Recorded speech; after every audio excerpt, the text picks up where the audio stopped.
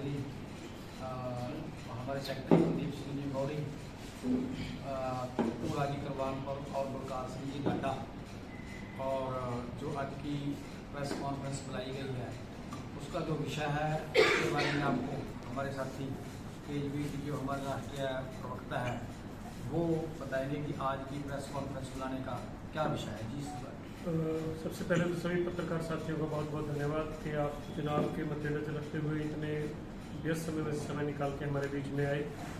आज की जो प्रेस कॉन्फ्रेंस है हम सबसे पहले तो धन्यवाद करते हैं कि कल की जो किसान महापंचायत पिपली के अंदर हुई है वह सफल और शांतिमय ढंग से किसी अनहोनी घटना से बचते हुए संपूर्ण हो चुकी है, और हम सभी का तहे दिल से धन्यवाद करते हैं जो उसका हिस्सा बने, जिन्होंने दिन रात उसके लिए मेहनत की।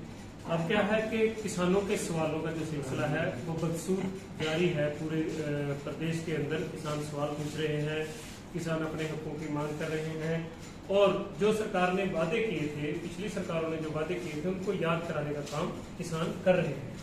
हमारा जो है कि हम बीके शहीद भगत सिंह का जो मकसद है वो देश के अंदर, प्रदेश के अंदर, किसानों, मजदूरों के अंदर, नौजवानों के अंदर जागरूकता लाना है।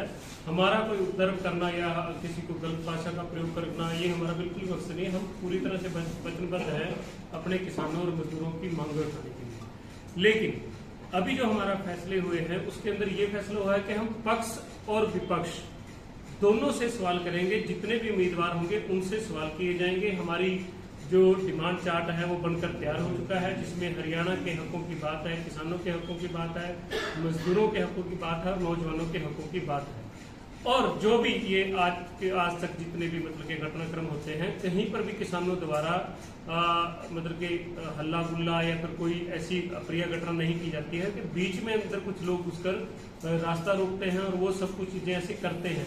पर लेकिन ये स्थिति पैदा इसलिए होती है क्योंकि हमें सवाल करने का हमारा संवैधानिक अधिकार है और वो हमें सवाल करने दिए जाए।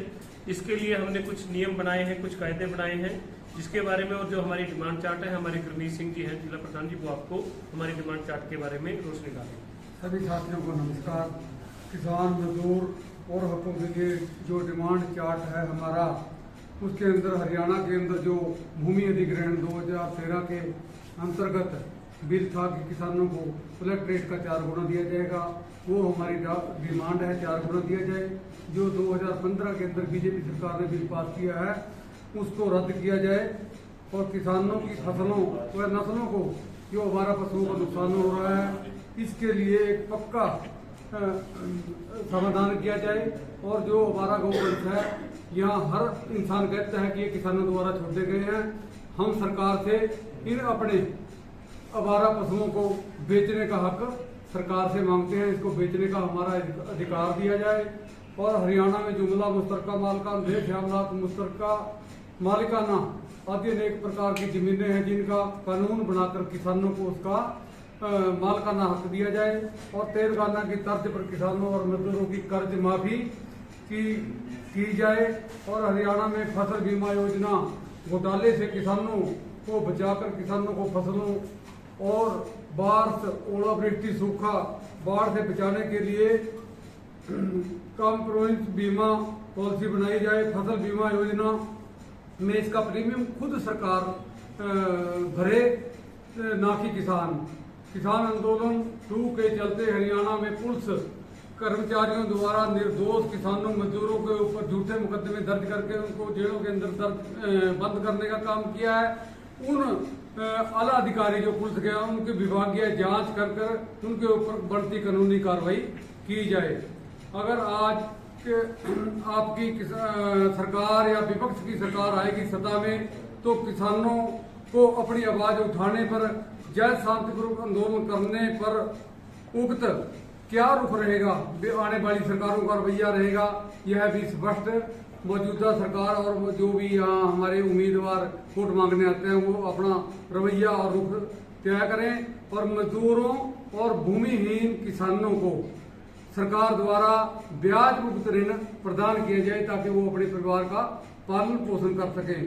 गांव व तहसील और राज्य स्तर पर उभरते खिलाड़ियों के लिए हर स्तर पर स्कॉलरशिप का प्रावधान किया जाए और नीतियों की घोषणा की जाए। अब अभी जो हमारा आगे का जो कार्यक्रम है कि हम लोग जैसे सवालों पूछने का सिलसिला है वो किस तरह से हम जारी रखेंगे, उसके बारे में मनजीत सिंह जी हमारे गुरु से तो जो हरियाणा के अंदर इलेक्शन का दौर है, जो हमारे नेतागणों से सवाल पूछे जा रहे हैं और हम हमारी यूनियन भारतीय किसान यूनियन शहीद भगत सिंह का एक एजेंडा भी रहा है कि हरियाणा हो या देश के लोगों को, आम जनता को अपने हकों के प्रति हमने जागरूक करना है।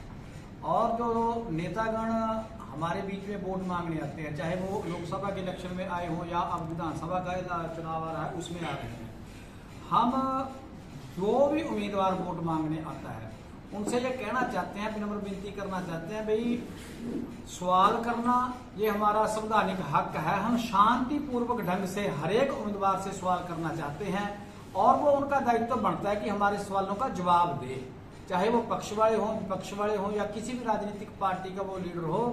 हम ये जनता के बीच में बात लेके जाना चाहते हैं और जनता को जागरूक करना चाहते हैं। हमारा सवाल ना किसी व्यक्ति विशेष से, ना किसी पार्टी विशेष से, किसी से नहीं है। हमारा सवाल है जो मौजूदा समय की सरकार से है, जो अभी सरकार चल के गई है कि उसकी किन नीतियों के कारण किसानों के ऊपर डंडा चलाया गया, हमारे ऊपर आंसू गैस के गोले क्यों चलाए गए, अनेकों ऐसे सवाल हैं। और विपक्षी दल जो आज के समय में विपक्षी दल है उनसे ये सवाल करेंगे कि अगर आपकी सरकार आती है इस चुनाव के दौरान, क्या आप भी ऐसे ही लोगों के ऊपर डंडे बरसाओगे जब वो अपने हकों के लिए धरना प्रदर्शन उनको शांतमय ढंग से करना पड़ेगा। ऐसे अनेकों सवाल है और हम आपके माध्यम से सवाल करने वाले साथियों को भी ये अपील करना चाहते हैं कि भाई हमने देश व प्रदेश का भाईचारा खराब बिल्कुल नहीं करना है। जो हमने